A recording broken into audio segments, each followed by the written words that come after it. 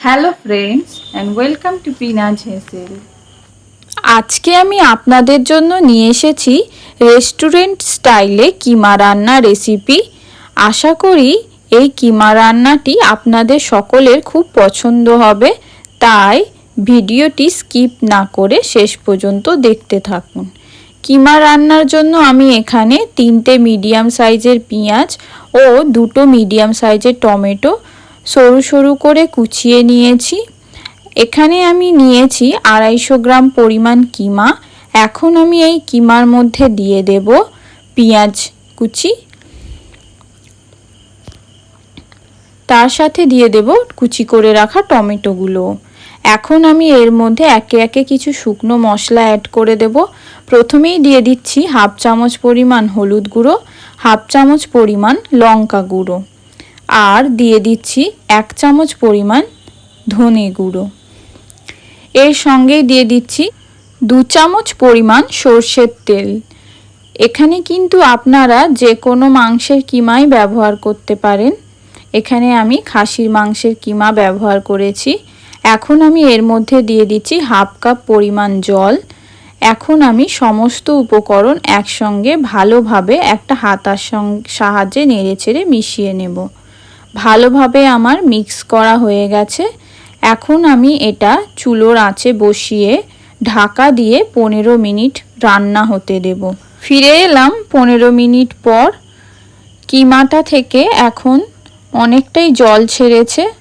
এখন আমি এর মধ্যে অ্যাড করে দেব 2 চামচ পরিমাণ আদা রসুন বাটা।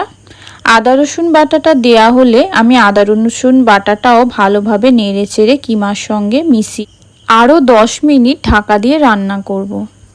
ফিরে এলাম 10 মিনিট পর। কিমার জল অনেকটা শুকিয়ে গেছে। এখন আমি কিমাটা নেড়েচেড়ে 5 থেকে 10 মিনিট কষিয়ে নেব, যাতে কিমাটা থেকে তেল ছেড়ে যায়। কিমা আমার যতক্ষণ কষানো হচ্ছে ততক্ষণ আমি একটা এই বড় লঙ্কা বা মিষ্টি লঙ্কা আমি সরু সরু করে কেটে কুচিয়ে নেব। এই লঙ্কাটা কিমার সঙ্গে অ্যাড করলে কিন্তু কিমার মধ্যে একটা খুব ভালো ফ্লেভার আসে। আপনারা চাইলে এই লঙ্কার পরিবর্তে ক্যাপসিকামও ব্যবহার করতে পারেন।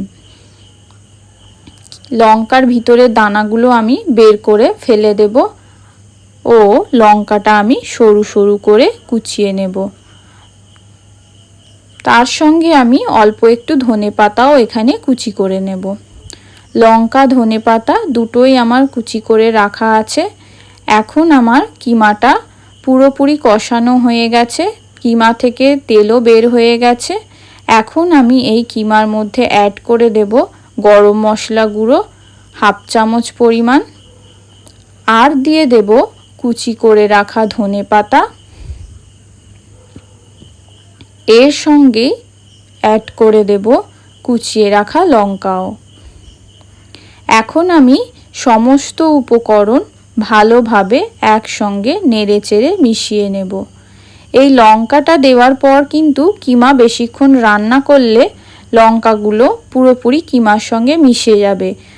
লঙ্কাগুলো যাতে একটু গোটা গোটা দেখা যায়, সেই জন্য আমি কিমাটাকে আর 2 থেকে 3 মিনিট রান্না করে নেব।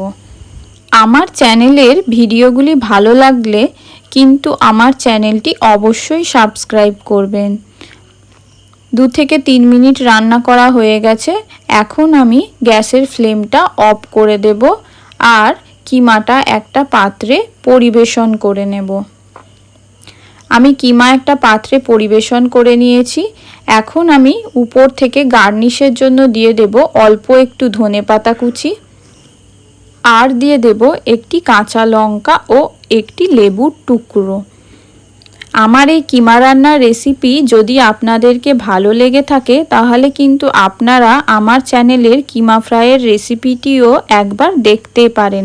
ভিডিওটি ভালো লাগলে অবশ্যই লাইক, শেয়ার অ্যান্ড সাবস্ক্রাইব করবেন।